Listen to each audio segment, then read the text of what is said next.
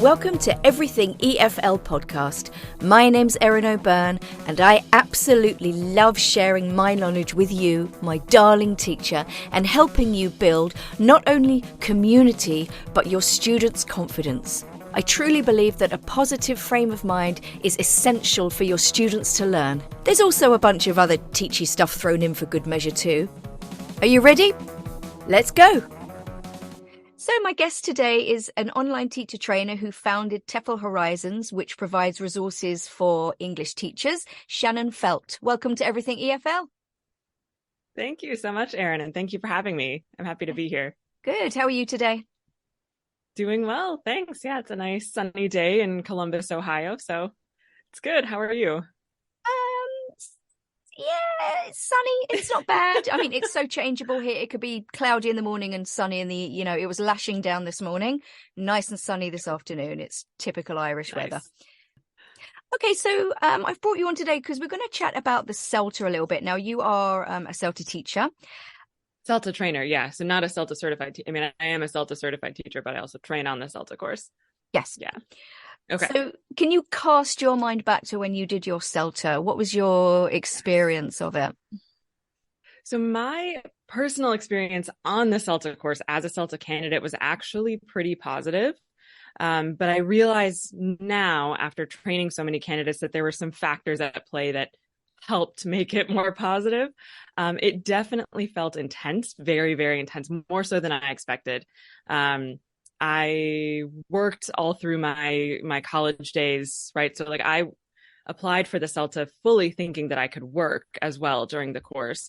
And was advised very strongly against that by my interviewer. And so thankfully I took her advice and I didn't keep working during the CELTA. And I realized immediately that there's no way I could have done that. So it was absolutely intense. But I think for me, what was really helpful is that I had graduated with my university degree about a year and a half, 2 years before, and I'd just been working since then. So it was the perfect, I was still sort of fresh out of college, but I'd had a break. So I was ready for a new kind of learning experience. And I also was staying at the time with my dad and my stepmom, who were cooking and cleaning for me. My dad was the type that was focus on your studies, I'll take care of everything else. So I think without those things, if I'd been trying to do anything else in my life, it would have felt way more overwhelming than I was so lucky. I had dinner waiting for me every evening after the course. So that made it a lot more manageable. Yeah. Yeah, I think you're right. And if anybody's listening, I think a lot of what you said have probably resonated. The word intense, most definitely. I mean, that would be the word I would have chosen as well. I was also living at home with my parents at the time, so it wasn't too bad. But were there any tears? For me, actually, no. For many of my colleagues on the course, yes. So most of my peers cried at one point or another. I didn't cry on my CELTA. I cried on my Delta. There were tears then. But CELTA, I was okay. I had one bout on a Saturday evening. I was sitting there. It takes about 17 hours to prepare an hour's lesson, doesn't it, back in the day? Yep. I was trying to prepare something. I was sitting on the floor cutting things out, and we were supposed to all be going out to dinner. And my mum was like, come on, you got 10 minutes, And I was like, I can't do it. I can't go. So everybody got down on the floor and started helping me out. So. Oh my gosh, that is, it's a very accurate. I think also as a trainer, I've seen so many tears, and I've seen tough, grown 60-year-old men break down crying after a lesson. What is happening to me? And it's no, you're just exhausted. It's an emotionally and physically exhausting experience, especially to do it full time. So much of it is not even the coursework or the stress. It's just the physical and emotional experience of it. You just cry for no reason a lot of the time. It's a lot. It's a lot. It's a lot. So I've been chatting with a couple of friends of mine who are also CELTA trainers, because I'm a teacher trainer, but I'm not qualified to teach CELTA. And they were telling me that now they think it's a little bit different. It's unnecessarily stressful now because of the kind of people that are being accepted.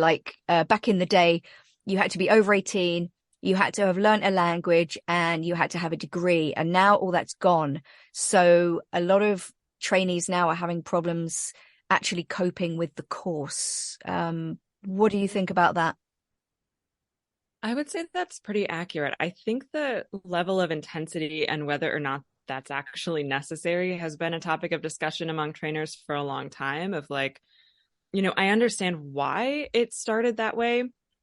The intensive version of the course is a month long.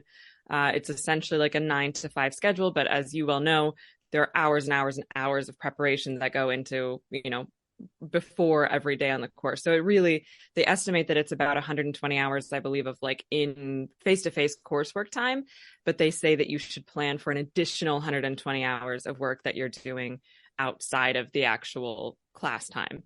So it's a lot. And I understand that started because they wanted to try to make it manageable for people who had a limited amount of time that they could take off work. So 4 weeks is like a stretch for most people, but it's reasonable that you could somehow, find a month, knock it out, and then you're certified. So I get that. That being said, there's still so much that you have to do on the course to do it successfully. It almost becomes like this trial by fire or like rite of passage that, by the end, so many candidates are sort of like, what just happened? Like I did something. I don't really remember anything that I learned because it was so about keeping your head above water rather than actually digesting and like reviewing the things that you're taking in. So yeah, I think for a long time, there's been this question of why are we putting people through this? And I do think that in the past, it was sort of like the gold standard. The application process was much more rigorous, and it was not a guarantee that you would be accepted onto the course after your interview. Like you interview with a trainer, face to face if you're able to, or over the phone, or now over Zoom or something. And it wasn't a guarantee. Like it was like a job interview. It was a stressful thing that I don't know if I'm going to get in or not. I need to have done my homework. But now I think the centers are sort of like, yeah, they want to pay the money. Let them do it. That's it. Yeah. And yeah, I've recently had a couple of really unfortunate experiences with candidates who should not have been accepted into the course, and didn't pass. And it was really hard to tell them that they weren't passing, knowing that should have been prevented by the interviewer and the center well in advance, like to sort of protect them from that experience. Yeah. But you know what, having said that, I completely agree. But on my course many, many years ago, there was a qualified teacher on the course, 25 years teaching experience. She dropped out on the third week. Yeah. She just couldn't cope with the differences. She couldn't cope. She couldn't relinquish that control, that kind of, Exactly. It's a lot more dictatorial, I think, in mainstream schools, especially like 20 years ago. The teacher was the center of this. She couldn't cope. She just couldn't make that change. So that's very interesting as well. It is. And it's not uncommon for people to drop. I would say on every course, it's likely that 1 or 2 candidates will drop out. Yeah. Yeah. Do you think the course should be longer? I don't know. So yes and no. I understand, again, like it gets tricky. Like there are part-time options. So the center where I did most of my CELTA training, there was the option to do the full-time intensive, so 4 weeks. There was also an option to do a part-time course over 10 weeks, and most centers have that option. So you can make it longer if you want. The issue with that is most people doing that are doing that because they're also working full-time. So the level of intensity in terms of your life and the things that you're trying to manage doesn't really change that much, because you're still putting in all of that work over 10 weeks, but you're also juggling, a full-time job or whatever it is that made you choose the 10 weeks. So it's difficult. I get that they're trying to make it doable for people schedule-wise. I've always said that the best possible way to do the course would be to do the part-time version and not work. But then, who can take 10 weeks off? That's not a lot of people out there who can spend 10 weeks not working and invest the time and money, into the course. I just think it should be done differently. Okay. Is my answer, I think. All right, let's get down to like the meat and potatoes. What do you think should be changed or removed or replaced from the CELTA course? So this is such a good question, and something I've thought about a lot. I'm trying to think of how to sort of condense my thoughts into concrete ideas. So I think somehow the course should be made less intense for it to be feasible. Like I don't think it needs to be as hellish, for lack of a better word, as it is for a lot of people. Is there a better word? I know. And to be fair, like I know it sounds like we're just sort of knocking the CELTA course. It does provide a lot. Like I think for the right candidate, it is a super useful experience. It's incredibly hands-on, right? Like there are a lot of good things about it. It is really good training, but it's just so much intensity that I think it doesn't have to be that way. So I think one thing that a lot of trainers have thought about, and I think that we should think about, is potentially removing or changing the assignments. So in addition to teaching teaching 6 hours, sometimes it's 8 lessons, sometimes it's 9 lessons throughout the 4 weeks or 10 weeks, depending on your schedule. You also have to do 4 written assignments. And these are kind of like little research papers. There's background reading expected for at least a couple of them. And it's a lot. They're academic level papers. So for most candidates, trying to do that in addition to figuring out the lesson planning and the teaching is a lot. And I don't know how much the candidates really get out of them. One of them is essentially like you're designing a reading or listening lesson, which you teach several of those on the course. So I don't really know that doing that extra assignment is giving the candidates a ton more than they get just from teaching the actual lessons. And another one is like this giant language analysis. You're analyzing grammar and vocabulary. And I get how that's useful because it sort of opens candidates' eyes to, hey, you need to know this stuff if you want to teach it. And here are the things that you should think about. And like, here's sort of a push into doing some research about it. But again, because there's so little time, it just becomes this massive stressor instead of something that's actually a learning experience.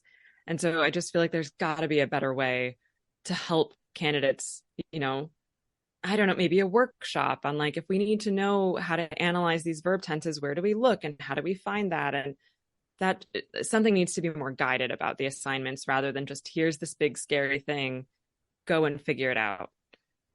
So the assignments, I would say, is one big thing. Yeah, I mean, do you know what? I only remember like 1 or 2 assignments. One was like a language analysis. The other one was it a case study? Did I have to do a case study? Which I might have done a case study on some of the learners. Yeah. And again, at that point, I'm not sure how useful it actually was. Exactly. Yeah, I think I would have been better off actually in the classroom, just with a class, because most teachers begin, or I'd say probably 99.9% of teachers begin in the classroom or in a classroom, and doing like a case study of one student, I don't know, I'm not sure how much I got out of it. So yeah, I think exactly. You're absolutely right there. There's going to be so many differing opinions on this, so for the people listening, but that's yes. I'm happy to hear them. Okay, so I'm going to make a suggestion. There's been a bit of a change in demographics.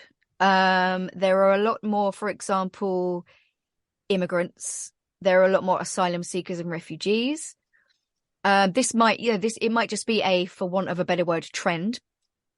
But I think that should be taken into consideration. And also there's a massive sort of emphasis at the moment on exam preparation, especially the IELTS exam.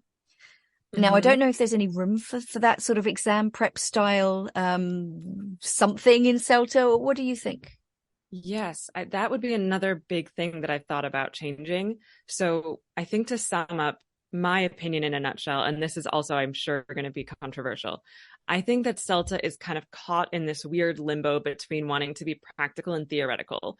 And so this kind of brings me back to the assignments, that I think the reason for those assignments, the idea behind them, is that they want candidates to have this theory, right? Like they want you to be able to do research on linguistic key things, and they want you to be able to think about learning styles and like sort of theorize about your students. The problem with that is trying to cram it into such a small amount of time. There just isn't. And what candidates really need is the super practical stuff. For example, on the center that I trained for most of my career, there were 3 different input sessions on phonology, which they were interesting, but how much does that really help? Like when you get into the classroom, it's great that you know the phonemes and the names of these different features of connected speech, but like, how do you teach though? Right? Like when you get into the classroom, literally what should you do first and then second and then third? And that's where I think some of that could be eliminated from CELTA because it's not Delta. It's not the level where candidates need a lot of the background theory. And if they want to learn that, the ones who really want that are like the pass A candidates who are going to find that out regardless. They're going to do the reading. They're going to do the extra research, right? The average candidate just needs to be told in very practical, sort of foolproof terms what to do. This works. This is what you should do. Never mind all the background behind it, right? Unless you're really interested. Yeah. And so that is where it gets into like, there should be more about how to teach different types of students, how to teach an exam prep class, how to work with immigrants, refugees, different learners, rather than so much of the theory, I think. Yeah. Yeah, the whole learning styles thing. And again, guys, you might not agree with me. I kind of get the idea behind it, but in terms of practicality, what teacher is going to sit there and prepare for 5 different learning styles? Not going to happen. Not going to happen. I appreciate people do learn in different ways. You try and accommodate that. You give students choice, you know, in whatever way you can. But I just think it's a waste of time. And the other thing about phonemes, I think you're absolutely right about the pronunciation. I think like just some really, really simple concepts like, okay, contractions, intonation, emphasizing words like really and so, and just like super easy practical things that teachers can implement immediately. Because, you know, I come across teachers all the time and they don't do, or they actively avoid pronunciation because they just don't know what to do with it. But if you just give them a few really simple ideas, they've got something to start with and to work with immediately. Exactly. And the how to, like where it comes, I think there needs to be more of like what's actually happening in the classroom between the teacher and student, not, you know, okay, this is elision versus this is assimilation. Like that's lovely, but that doesn't really help an average candidate understand, like, I am modeling and drilling pronunciation. Why? Like, how is that helping my student? What is my student getting out of it? And what am I trying to help them do? How do I correct them? You know, it's that practical stuff that I think needs more focus for sure. Yeah. Let's focus on silent letters before we go into elision. Right. Yeah. And then the average candidate too, they can't really weed through what it is that they're being told because it's helpful for them and what it is that they should be telling the student. Like I've heard trainees say things like, okay, students, like now we're going to read for gist because you need to get the main idea of this text. And this is important because it's like, okay, no, like, you know, the theory behind it, but you don't need to be telling the students all these sort of like meta language terms necessarily in that moment. I don't know. No, I agree. I think the less technical or better language you use, the better. And I think that's a good rule across the board. Like, to be honest, even in discussions and things like that, I switch off immediately when I see discussions on LinkedIn or articles with too much meta language, because I have to really think about what it actually means. And I don't have the headspace for that. Yeah. And that's not what CELTA is. Like, CELTA isn't a degree in linguistics. No. It's a hands-on teacher training course. And so I think it's helpful for that to be what's happening is, again, the candidates who really want the background, they'll find it. But for the average candidate, it's just not helpful. Yeah. And going back to what you said about what's going on between teachers and students, I think one thing that's really missing, and I just think is more important than practically anything, is how do you build relationships with your students? How do you build community in the classroom? Because at the end of the day, if you don't have your students' trust, you're not going to get the most out of them. Right. That's so true. There's not a lot about the human element of what's happening. And it was difficult. I remember that is one thing on my CELTA course. I've had trainees before ask me, you know, if you could go back and do your CELTA again, would you change anything? And my first answer is always, I would think about the students more.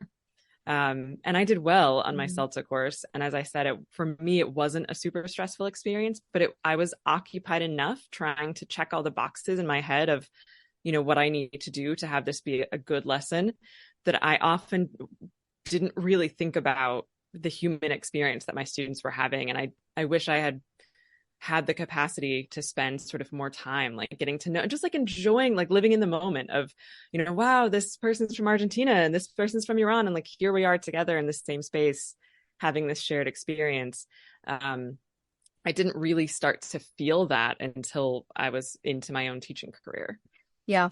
It would be nice to have a little module in the CELTA that's like your first lesson with your students.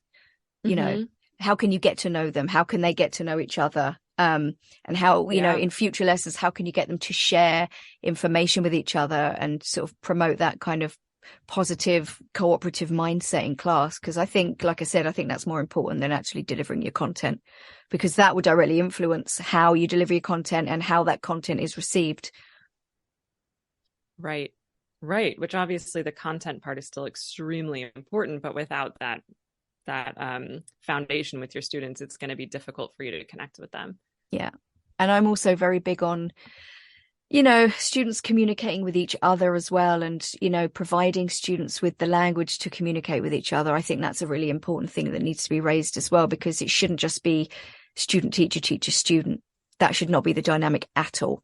And we're talking, it's a student-centered lesson, get them talking, blah, blah, blah. But like, how are they going to communicate when they don't have the language? Do they know how to ask each other, whether they're finished, or should they check together, or can they ask each other for help? All of this stuff, all of that kind of stuff is really important as well.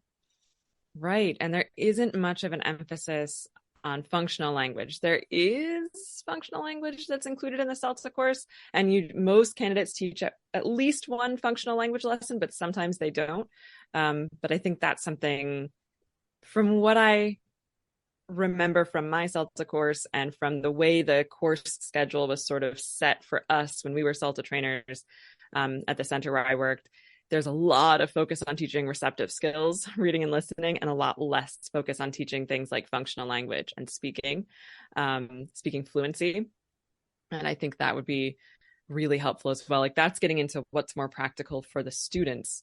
And yes, I think there could be a lot more of that. Yeah, I agree. Because it's very much like grammar, vocabulary, reading, listening, and like, it doesn't take into account that grammar and vocabulary are connected, lexical approach and all of that. Anybody who listens to me regularly knows I'm a big fan of the lexical approach. But like, in terms of functional language and phrases, and looking at language in terms of chunks of language rather than words or grammar, I think that should be the mindset of the teacher from the beginning. And why nowadays is this not being sort of put forward and promoted? I just don't understand it. Help me out here, Shannon. I completely agree. I think grammar is important, right? So like, I do get a bit frustrated when I have trainees tell me that they don't want to learn grammar and they don't think they should have to, because for me, that's a little bit like a doctor saying they don't want to learn anatomy. You need to know the building blocks. Yes. You just do. If this is what you want to do, like, you have to do the work behind it. That being said, I think there's an overemphasis at times on teaching grammar lessons as opposed to functions lessons and speaking lessons. And I don't know why that is still persisting on the CELTA course, if it's just because like, this is how it's always been done and it would take too much work to overhaul it, or what. Yeah. And grammar is very much taught in one way and one way only, PPP. Mm-hmm. And in reality, that's not how it works. Your students won't get the present perfect in a 1 hour lesson. They won't be able to produce it the next day correctly. So how do we go about reviewing and revising that? Or, exactly. So even if we're sticking with the PPP, let's talk about review, reuse, recycle. Let's talk about that as well. How can you bring those elements back into future lessons? I think that is really important, actually. Yes. And that is something that I don't remember being covered at all on my CELTA course. There were definitely things that, as well as I felt like I did, and I came out of CELTA feeling pretty confident in the different lesson frameworks, and I know how to plan a lesson and all of that. I didn't know anything about teaching one-to-one. I didn't know anything about reviewing, recycling. I didn't know anything about exam prep. I was asked to teach exam prep in my first teaching job, and I basically said, "What's that?" I'd never heard of the IELTS test before. Yeah, panic sets in. Yeah. So there are definitely things missing. And now I think one of the big things missing is there's really not much about teaching online. Yes. Which is, 50% or more now of classes and teaching. That's where it is being done. And ironically, even the online CELTAs that I was training on didn't have an input session set aside for how to teach online. Everything was just, this is how it's done in general in the physical classroom, and I suppose you'll figure out how to make that work on Zoom. Which we all did during the pandemic. Right. But now we know, like, it's been a couple of years, like we have specific things that we can do, that we can teach. And there could be so much more about that for candidates who are hoping to be online teachers or planning to be online teachers. Even just a couple of hours, here are the difference in dynamics, how you can make the use of breakout rooms, and are there some cool little tools to use like Jamboard? Let's play around with them. Even something like that would just be, and again, like, you have to know how to connect with your students if you're going to teach online as well. Yep. Yeah, you really do. And you have to be able to read certain things about them and understand how to troubleshoot different things. And exactly. Yeah. And, when things go wrong, what do you do? Because that, you always get problems with sound, with internet connection. And yes, it's a lot. It's a lot. It is. We love it, but it's a lot. I think also something missing. You said one-to-one, you said exam, you said teaching online, but also young learners, because like a lot of teachers, not all of them, but a lot of teachers, and myself included, my first job was going from the CELTA into a summer school setting with teenagers. Oh, wow. Didn't have a clue. And, a lot of language centres, if you work in a private language school, they cater for teenagers in the summer. Completely different dynamic. Let's have a session on that. Surely that would be useful. Absolutely. Yeah, that's not something that's talked about a whole bunch. I skipped that because young learners isn't really my preferred niche. But for most teachers, they do go straight from CELTA to teaching young learners or teaching teens. And there's really not a lot about that. Yeah, it wouldn't be my thing either, I have to say. But it's definitely a trial by fire. Is that the right expression? I believe so. Yeah. I can only imagine. Yeah. What about business English? Do you think that should be covered briefly? I do think so. And it is something. So there is, on most CELTA courses, the first 3 weeks, let's say, out of the 4 are about how to teach in general. So teaching the different frameworks, things like, I don't know, modeling and drilling, grammar, those things. The last week does usually have at least a session on business English, exam prep, teaching young learners. So those sort of like other contexts, but it's really, really brief. And again, a lot of it felt more theoretical than practical. And a lot of it felt a bit obvious. Like, business learners are often at work during the lesson. Like, okay, yeah, figured. But yeah, I think, again, talking more about practical things, like what do business English learners really need? Most of what they need is probably not specific vocabulary related to their jobs, because if they didn't know that vocabulary, they probably wouldn't be able to do that job. But they do need things like functional language. They need to think about formality. They need to think about, reading between the lines, and what people really mean when they're being overly polite, or, those types of things aren't really covered, and I think should be. I mean, it could be covered these things could be covered, like you say, in such a more practical way, with even just with tips. And, like, business English doesn't have to be dry. It still can be fun. You can still play games. Exactly. Just little things like that. I mean, because a lot of people, including myself, my initial, when anybody says, right, you're doing business English next week, I inwardly groan. But once I get in there, I'm fine, because I realize it is just an English class with a business twist. But there are just little things that I think should be said. Yeah. And like, young learners, let's have 10 or 20 tips of how to deal with them, or how they're different to adults. Let's look at the difference between them. How do they behave differently? What's their attention span? that kind of thing. It's not rocket science, I don't think. And to be fair, sometimes that does happen. A lot of it depends on where you happen to do your CELTA and what that particular schedule looks like and what the trainers kind of give you and what experience they have.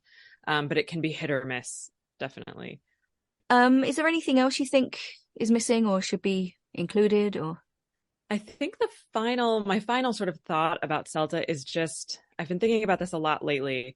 I think the English language teaching industry is really changing. I think the pandemic revolutionized it in a way that we didn't really expect in a lot of ways. And I think the ability that teachers now have to teach online is really changing things in a big way, not just in the way that lessons can be taught, or the way that teachers and students can connect in various parts of the world. But I think this idea of, I like to call it TEFLpreneurship, is really possible. And that's something that CELTA doesn't talk about at all. So I think in an odd way, and I hope I don't get in trouble for saying this, but in an odd way, I feel like CELTA is a bit outdated now in that it's still excellent, high quality training, right? Like the trainers know what they're talking about. I'm not saying by any means that it's a bad course or that it's not useful or that you won't leave with really helpful, applicable teaching skills. What I am saying is that I don't know that for every person it's necessary anymore. I think CELTA sort of was born in this era where, backpackers were traveling all over the world and there needed to be some kind of agreed upon standard. Like, how do we know that this person actually knows how to teach versus, this person just stumbled over from the hostel and they happen to be a native English speaker, so let's throw them in the classroom. Like, there needed to be something that could make that distinction. And I think CELTA sort of rose to the challenge of being the standard. And it was worldwide and, very well organized. And it had these international standards that were regulated and checked up on. And so that was really good when it was necessary. And when you needed that piece of paper and when you needed to apply to a language school and have that proof, it was really necessary. Now, I think some people are still in that position. And so CELTA is still really relevant, but so many other people are saying, like, I want to start my own thing. Like, I want to teach students one-to-one online. I want to create my own classes, thinking that they have to get a CELTA, and they don't learn how to do any of that and how to set up how to design their own courses, how to market their teaching skills to students. They learn how to teach in person and what to say in an interview to get a teaching job from a company, right? So I guess what I'm saying is just, if you're a teacher out there, think about what you actually need. And CELTA used to be the no-brainer answer, but it's not necessarily anymore. I think that's a really interesting point. I totally agree. It just needs an overhaul. It needs just to catch up with what's happening in the world. And your comment about like people backpacking and getting a quality, it's so true. And I think because of that, a lot of EFL teachers don't get taken seriously, and it's probably the reason why the industry is so unstable and badly regulated. But there are also a lot of teachers who work long term at language schools, like myself, and a lot of teachers, I'm going to imagine, feel a bit stuck. And the fact that they don't know about TEFLpreneurship, and I think is a disadvantage. Because I think a lot of teachers don't realize what they have. They don't realize how talented they are and how knowledgeable they are and how they could actually go freelance. I'm not saying it's easy. Of course it's not. You've done it. I'm trying to do it. It's taking a long time, but it is a process. But there needs to be that option for teachers as well, I think. Definitely. Yeah. Really good point. Really good point. Okay. So where can people find you, Shannon, if they want to connect with you? Yes. So TEFLhorizons.com is the main website. That's where I live. So you can find all the resources there. I offer a couple of training courses specifically for teachers. So I do one called Online English Teacher, which is for teachers who want to learn how to teach online. There's an online live teaching practicum as well. So you can find that at TEFLhorizons.com/online English teacher. And then I do run a program. It's essentially like business coaching for teachers called Online TEFLpreneur. So you'll find that, you'll stumble upon it at TEFL Horizons as well. But there are a bunch of free resources also. I do pretty regular free webinars. I have a podcast as well, which Erin, hopefully you'll be joining me on my podcast very soon. Oh, I'd love to. And on Instagram, I'm TEFL_Horizons, and you can find me on Facebook, TEFL Horizons as well. Okay, and I'll put all of those links in the show notes. And in the meantime, Shannon, thank you so much. That's it, guys. I really hope you got something out of this episode. As always, send me a message or comment on the episode post on my social media. If you haven't already subscribed to Everything EFL, I ask you once again, what are you doing? Hit that subscribe button. Also, talk me up to your colleagues, share any of my posts or my stories on social media. Do anything you can to spread the word of mouth about Everything EFL. And in the meantime, look after yourselves, have a peaceful week, and share the love. Bye.